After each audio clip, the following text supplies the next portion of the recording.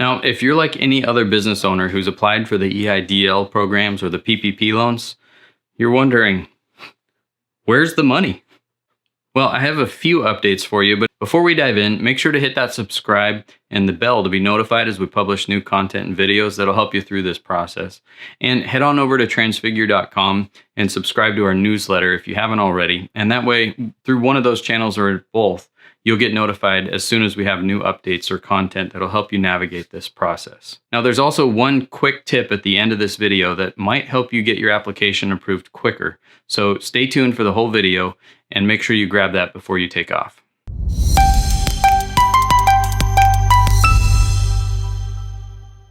Okay, before we dive in on the updates, it's important to understand how these programs were administered in order to understand who you need to talk to and what the status is.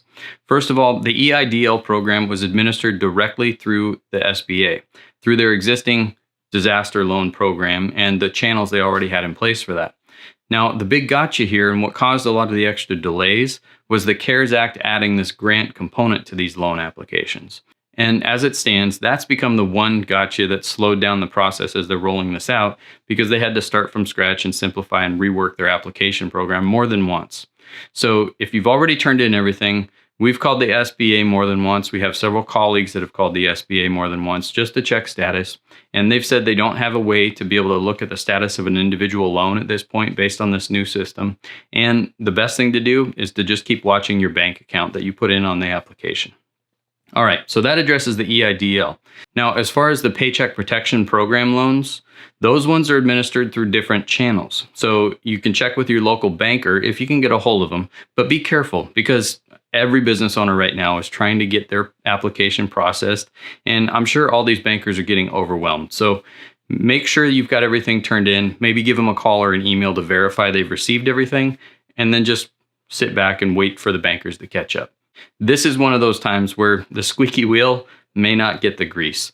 Everybody's in need, everybody's hurting, and I know everybody's doing everything they can on the banker's side to be able to process this flood of applications. So hang tight and just focus on building relationships with your banker.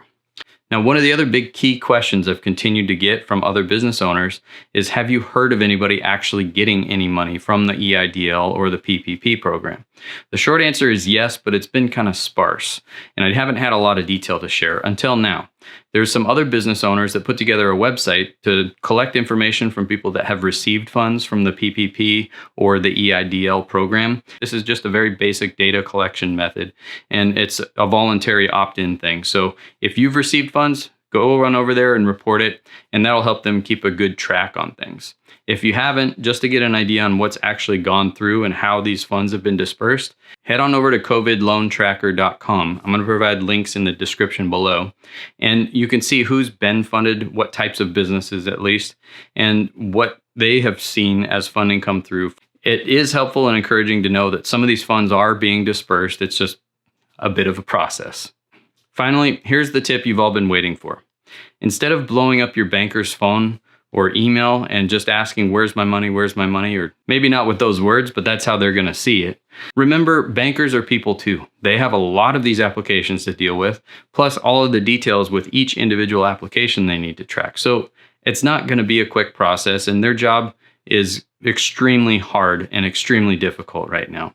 So maybe find some unique ways to just thank them for their work, whether it's a quick email just to say, hey, thanks for taking care of all this, appreciate what you do, or send them a gift card to your favorite coffee shop. It's important to remember bankers are people too, so treat them that way. I hope you found this helpful. If you did, please hit that subscribe and the bell to be notified as we publish new content that'll help you navigate this season. And give us a thumbs up if you haven't already. At the end of the day, we hope you and your business will survive this season and come out stronger on the other side.